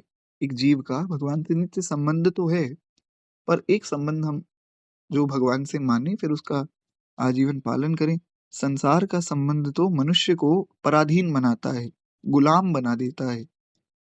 जैसे कोई व्यक्ति जो है किसी से संबंध जोड़े, कोई 2 मित्र मिले, अब 2 मित्रों में महाराज ऐसा संबंध बना कि बड़ी अच्छी घनिष्ठ मित्रता हो गई, तो वहाँ कहीं न कहीं उसमें द्वेष आदि रह जाएगा और नहीं भी होगा, बहुत ज़्यादा प्रेम भी होगा, तो वहाँ फिर अधीनता हो जाएगी। एक मित्र ने कहा कि चलो हम लोग मंदिर चलें, दर्शन करके आवें, दूसरे ने कहा कि अरे मंदिर तो कल भी जा सकते हैं, आज बहुत अच्छा एक कॉन्सर्ट हो रहा है, वहाँ चलते हैं। तो अधीनता आ गई, गुलामी हो गई। अब वो वहाँ चले गए, मंदिर रह गया। लेकिन भगवान का जो संबंध है, वो आपको आपके पथ से भटकाता नहीं, बल्कि वो आपको और आनंद की प्राप्ति की तरफ लेकर जाता है। इसलिए भगवान का संबंध ही सच्चा संबंध है। भगवान के संबंधी जो विषय हैं, जैसे भगवान का धाम, भगवान का नाम, भगवान का रूप, भगवान के प्राण प्यारे संत, भगवान की प्राण प्यारी गौ माता, ब्राह्मण, भगवान के ग्रंथ, भगवान की कथा, ये सब ही वास्तव में सच्ची संपत्ति है। इसीलिए श्री व्यास जी महाराज ने कहा, हमने बहुत विस्तार में इस पद को सुना भी था, वृंदावन साचो धन भैया। श्री व्यास जी महाराज ने, हरिराम व्यास जी महाराज कहते हैं, वृंदावन साचो धन भैया। क्यों? क्योंकि इस धन से हम भगवान की तरफ बढ़ रहे हैं। संसार के धन से गुलामी हो रही है। कोई महाराज जो है नौकरी करता है, तो जो उनका सीनियर है उसने कहा कि आज तुम्हें 5 नहीं 6 बजे तक काम करना है। ये तो गुलामी हो गई।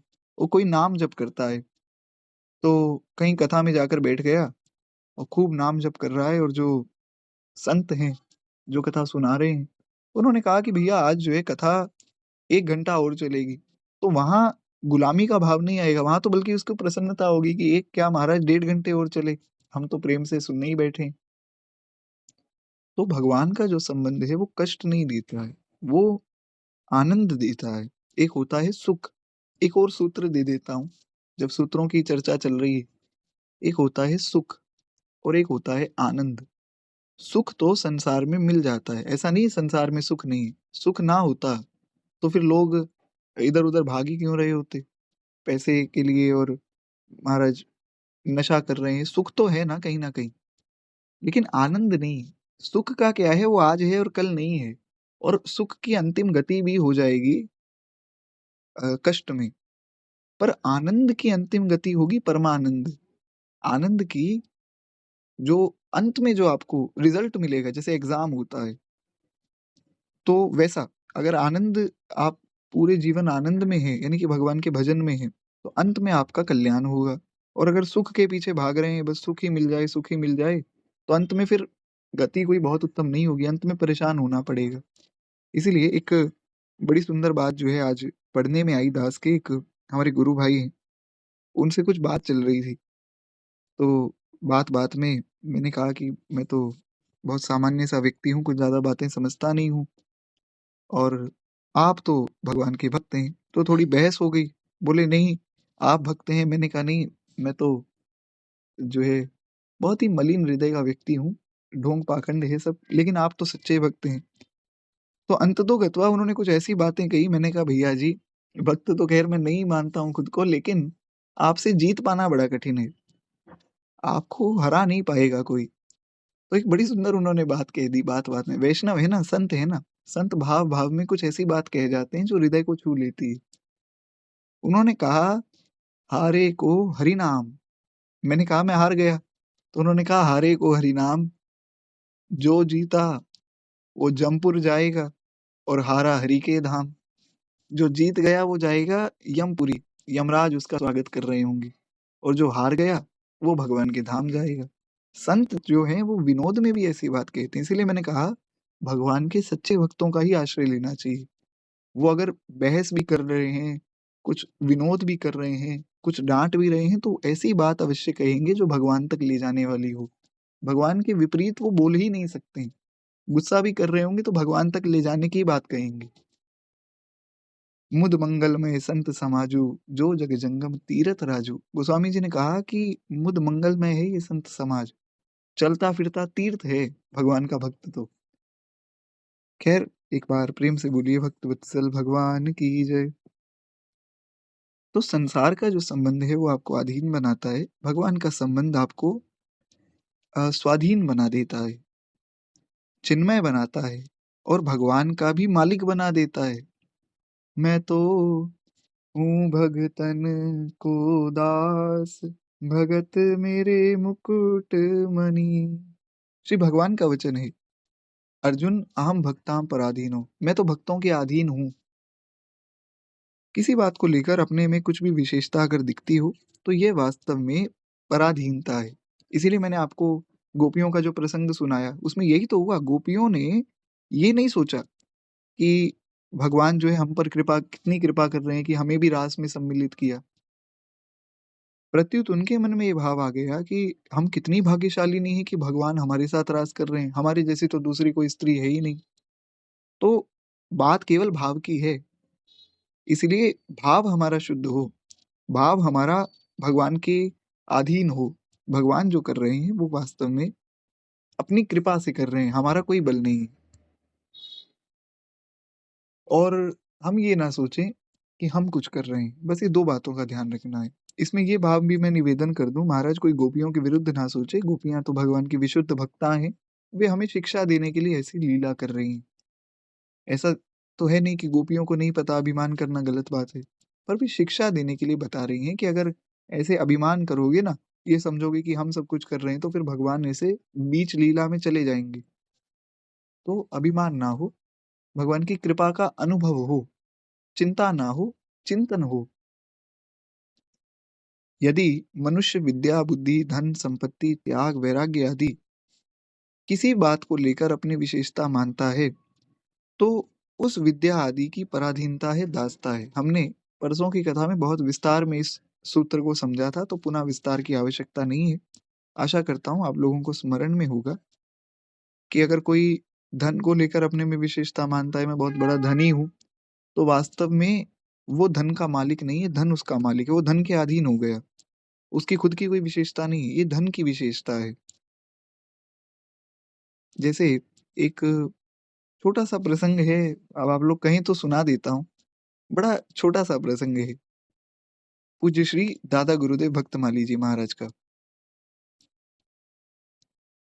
जी, तो ख़ैर एक बार की बात है, हुआ क्या कि हमारे गुरुदेव भगवान कहीं कथा करके लौटे और कथा करके आए तो पूज्य दादा गुरुदेव भक्तमाली जी महाराज के चरणों में उन्होंने प्रणाम किया, चरणों में प्रणाम करके कहा कि गुरुदेव, एक मन में भाव जगा है, एक नियम लेने का हमने सोचा है, तो पहले हम आपके चरणों में निवेदन कर दें, आप आज्ञा करेंगे तो नियम ले लेंगे। बोले कहो पंडित जी, क्या नियम लेना चाहते हो? उन्होंने कहा कि महाराज जी जो है यदा-कदा सब जगह कथा कहने जाते हैं, हर जगह ही जाते हैं कथा कहने, तो वहाँ महाराज जी धन का स्पर्श तो नहीं करते, पर फिर भी महाराज जी ने कहा अब जो दान दक्षिणा भी आती है कथा की, वो भी लेना बंद कर दे। धन का पूरा व्यवहार ही बंद कर दे। भगवान अपने आप सब व्यवस्था करेंगे। तो महाराज जी ने कहा कि भगवान अपने आप सारी व्यवस्था कर देंगे। हम धन का व्यवहार बंद कर देते हैं, धन लेंगे ही नहीं। साफ मना कर देंगे कि कोई धन ना चढ़ावे, कोई दक्षिणा नहीं, कुछ नहीं। हाँ, जो दक्षिणा का नियम है, ₹1.25 होती है कथा की दक्षिणा, सो ले लेंगे बस। महाराज जी ने कहा, "पंडित जी एक बात बताओ, भाव तो बहुत अच्छा है, आप करना चाहो तो आपकी स्वेच्छा है, लेकिन आपके मन में ये बात आई ही क्यों?" तो महाराज जी ने कहा कि, "हम समझे नहीं, आप बताइए गुरुदेव भगवान आप समझाइए।" तो दादा गुरुदेव श्री भक्तमाली जी महाराज ने बड़ी सुंदर बात कही। उन्होंने कहा, "पंडित जी, तुम्हारे मन में धन की महत्वता बनी हुई है। तुम धन को महत्व दे रहे हो, इसलिए तुम सोच रहे हो उसका त्याग कर दूँ। अगर तुम उसको महत्व ही नहीं दोगे तो फिर आ गया तो भी कोई बात नहीं और नहीं है तो भी कोई बात नहीं। साधु वो नहीं है जो धन को त्याग दे। ऐसे बहुत से लोग आपको मिलेंगे। अरे भैया हम तो धन का स्पर्श नहीं करते, ये दान पेटी है इसमें चढ़ा दो। और रात को उसी धन से बढ़िया मखमल के कपड़े बनवा के फिर अगले दिन कथा कहने जाते हैं। ऐसे लोगों से बचना चाहिए। तो साधु वो नहीं जो धन का स्पर्श ना करे। साधु वो है जिसको धन का महत्व ही जो ना समझे। जिसके सामने लाखों रुपए रख दिए जाएँ, उसको कोई महत्व नहीं। उसको कहे कि ये लाखों रुपए आपके हैं और अगले दिन कोई कहे कि ये लाखों रुपए आपसे छीन लिए जा रहे हैं, उसको कोई फ़र्क नहीं पड़ेगा। जैसे भगवान, सब पर राम तपस्वी राजा, हनुमान चालीसा में आया ना, सब पर राम तपस्वी राजा, भगवान से बड़ा साधु कौन होगा? भगवान को कहा गया कि राघवेंद्र सरकार, पिताजी ने बुलाया है। भगवान पिताजी के पास पहुँचे, प्रणाम किया, दंडवत प्रणाम किया, "आज्ञा पिताजी क्या सेवा करूँ?" दशरथ जी ने कहा, "देखो राघव, हमने एक निर्णय लिया है कि तुम्हें हम जो है अयोध्या का राजा बना देंगे।" भगवान ने कहा, "पिताजी आप राज्य कर रहे हैं?" बोले, "नहीं, अब हमारा देखो समय पूरा हो गया राज्यकाल का, अब हम भजन करेंगे, आनंद से रहेंगे। तुम्हें राज्य सौंपना चाहते हैं।" हमने सुमंत्र जी आदि सब मंत्रियों से भी चर्चा कर ली। सब मंत्रियों की सहमति है और सुमंत्र जी ने तो एक विचित्र कथा सुनाई। उन्होंने तो पहले ही बता दिया था। सुमंत्र जी को तुम्हारे पैदा होने से पहले ही पता था कि तुम पैदा होगे और राजा बनोगे। तो भगवान ने कहा, "ठीक है पिताजी, जैसी आज्ञा। हमें क्या करना होगा?" बोले, "बस तैयारी करो। रात को जो है ज़मीन पर सोना है, एक समय भोजन करना है अगले दिन, सुबह प्रातः काल उठ के स्नान करना है, सो तो तुम करते ही हो। तो जाओ राघव, गुरुजी से पूछ लो, जो भी कहें तैयारियाँ करना।" बोले, "जो आज्ञा पिताजी।" गुरुजी के पास गए, गुरुजी को दंडवत प्रणाम करके भगवान ने कहा, "गुरुजी, पिताजी ने ऐसी-ऐसी बात कही है।" तो गुरुजी ने कहा, "हाँ, हमारी सहमति से ही हो रहा है, ठीक है, आप ऐसे-ऐसे सब काम कर लो।" सारी बात बता दी। तो भगवान पुनः अपने सब माताओं को प्रणाम करके बता के गए और माँ कैकेयी जो है वे अलग भवन में थी, उनको बता नहीं पाए। किशोरी जी के पास गए, किशोरी जी को कहा कि देखो जानकी ऐसा है, पिताजी ने आज्ञा दी है तो हमें कल राज्याभिषेक हमारा होगा, ये सब तैयारियाँ करनी है। किशोरी जी ने कहा, "ठीक है प्रभु, मैं आपकी सहायता कर देती हूँ, तैयारियाँ हो रही हैं महाराज।" 4 घंटे बाद पुनः दूत आया, "सरकार आपको जो है महाराज ने बुलाया है।" पुनः भगवान गए रथ लेके। भगवान का इतना बड़ा महल है कि रथ लेके एक कमरे से दूसरे कमरे में जाना पड़ता है।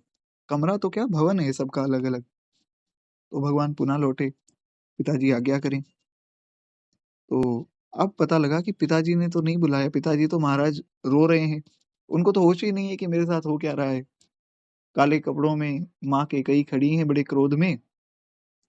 कोप भवन में भगवान को बुलाया गया। भगवान ने कहा, "कोप भवन में? क्या बात हो गई?" सुमंत्र जी ने बात बताई, तो सुमंत्र जी भी पूरी बात बोल नहीं पाए। फिर माँ कैकेयी ने सारी बात बताई कि ऐसे-ऐसे तुम्हें 14 साल के लिए वनवास जाना है और भरत राज्य करेगा।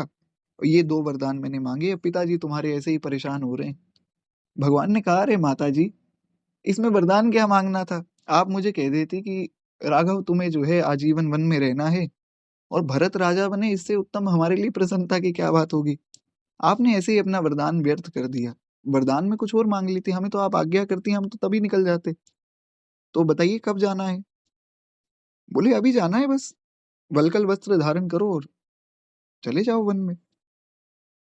तो बोले, "ठीक है, पिताजी की भी यही आज्ञा है, आपकी भी यही आज्ञा है, तो चलते हैं।" तो भगवान के चेहरे पे वही मुस्कान 5 घंटे पहले थी, जब तक उनको राजा बनाने का निर्णय नहीं हुआ था।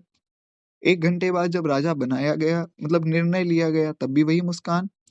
फिर 4 घंटे बाद जब बताया गया कि तुम वन में जा रहे हो, तब भी वही मुस्कान। और उसके बाद वन में जाकर भी वही मुस्कान और पुनः आ गए, पुनः राजा बन गए, वही मंद मुस्कान भगवान के चेहरे पर सदा ही रही। तेरी मंद मंद मुस्कनिया पे बलिहार सांवरे, मैं बलिहार सांवरे। इसलिए तो भक्त कहता है कि प्रभु आपको जब देखें आप मुस्कुरा ही रहे होते हैं। सब पर राम तपस्वी राजा, भगवान से बड़ा साधु कौन होगा? एक बार प्रेम से बोलिए, भक्त वत्सल भगवान की जय।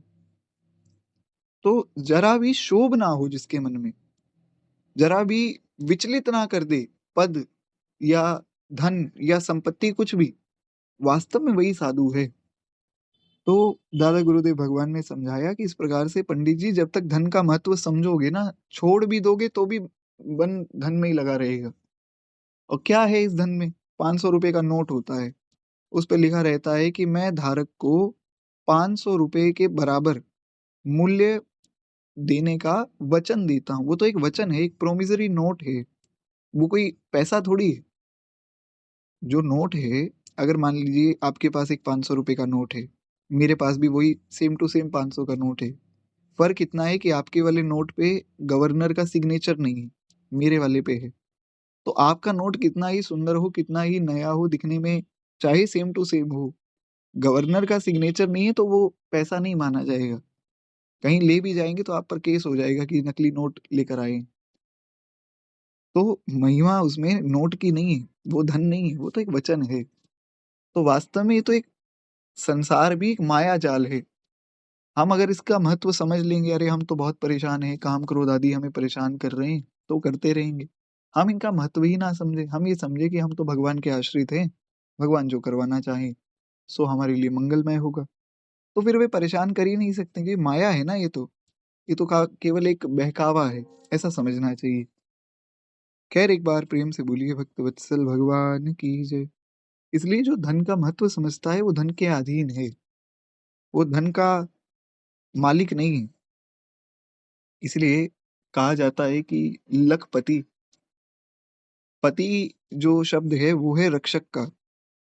तो उसका मतलब क्या हुआ कि लाख रुपए इसके स्वामी हैं, इसकी रक्षा कर रहे हैं, ऐसा। कहते हैं संसार का ये कायदा है कि सांसारिक पदार्थों को लेके जो कुछ अपनी विशेषता मानता है, उसको सांसारिक पदार्थ तुच्छ बना देते हैं। जैसा मैंने आपको बताया कि वो अंततोगत्वा तुच्छ बन जाएगा। जीता जमपुर जाएगा और हारा हरि के धाम।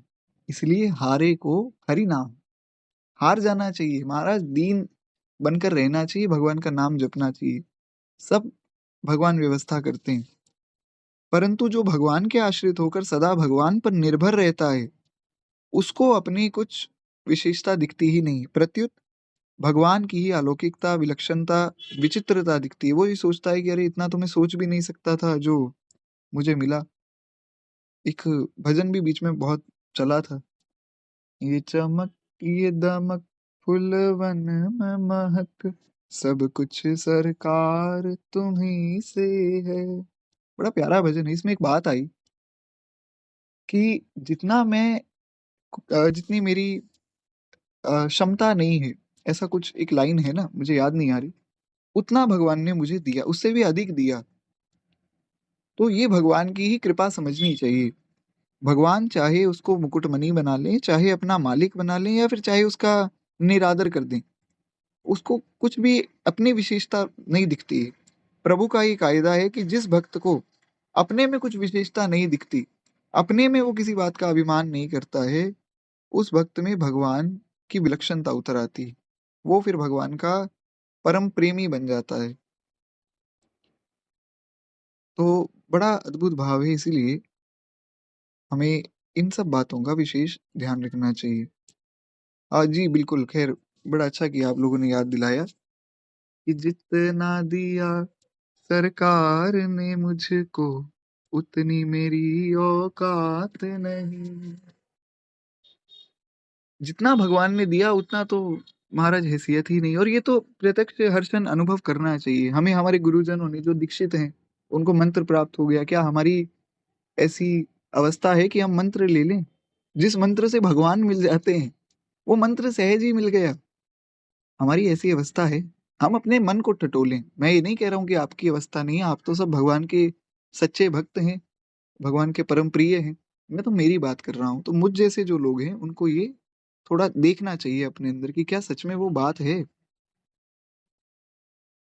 तो इस प्रकार से इस बात को समझना चाहिए।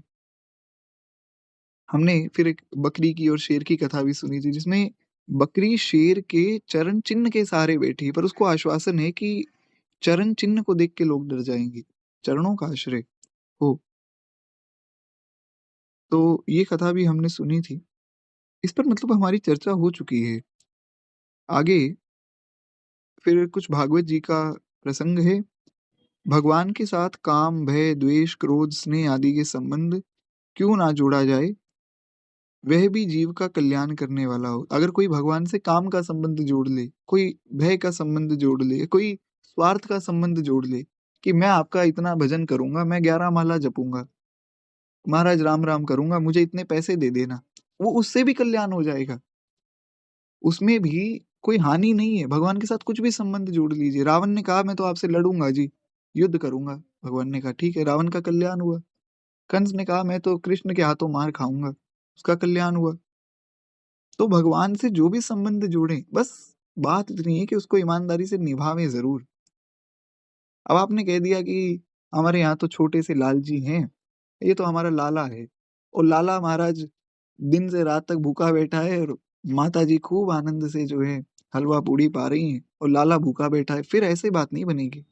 जो संबंध माना है वो फिर सच्चे हृदय से माने। सुदामा जी गए हैं और द्वारपालों को कहा मेरा कृष्ण दोस्त है, मेरा इतना अच्छा मित्र है कि मैं उसके पास जाऊंगा वो मुझे ठुकराएगा नहीं। नहीं तो लोगों को संकोच होता है, यार इतना बड़ा राजा मेरा मित्र है, मैं कैसे जाऊं।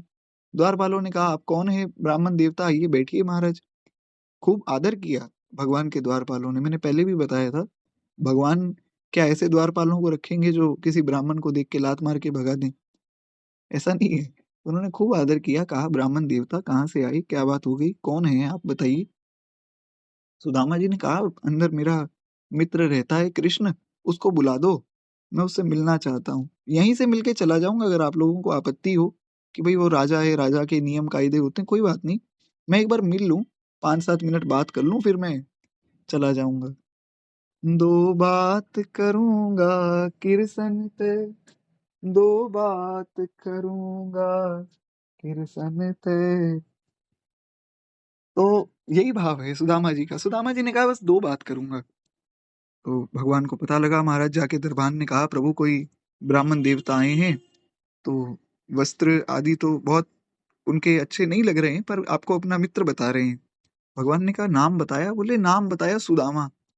ओ महाराज भगवान के हाथ में निवाला था, छोड़कर नंगे पांव भगवान दौड़े हैं। रुक्मणी जी, सत्यभामा जी, जाम्बती जी आदि अष्टपट रानियां हैरान हो गई कि अरे ऐसा कौन आ गया कि भगवान भोजन छोड़कर भाग गए, नंगे पांव भाग गए। दौड़े हैं महाराज, कैसी करुणा है भगवान में। जाकर हृदय से लगाया, सुनते ही दौड़े चले आए मोहन, लगाया हृदय से सुदामा को मोहन। बड़ा प्यारा भाव है। हृदय से लगाया, खूब स्वागत किया है, सुदामा जी को अपने सिंहासन पर बिठाया। सुदामा जी ने कहा भैया कृष्ण देखो, अब तो तुम्हारा विवाह हो गया, इतनी सब पटरानियां हैं और इतने सब मंत्री हैं, सैनिक हैं, ये सब अच्छा नहीं लगता है, ठीक है मैं तो तुमसे ही मिलने आया था। भगवान ने कहा नहीं, सुदामा जी आप इतना विलंब क्यों करके आए? अरे मैं एक एक दिन तड़पता रहा आपसे मिलने के लिए। महाराज बैठो, कहा सुंदर जल लाओ, मेरा मित्र आया है, मैं चरण धोऊंगा। तो जल लाने की व्यवस्था की गई। राजा के दरबार में क्या कमी, 1 मिनट में जल आ जाता है। पर भगवान से रहा ही नहीं गया। अपने अश्रु बिंदु से भगवान ने चरण प्रक्षालन किया सुदामा जी का। अपने वस्त्र से जो है चरणों को खूब जो है अच्छे से स्वच्छ करके कहा आओ भैया सुदामा आप भोजन करेंगे साथ में।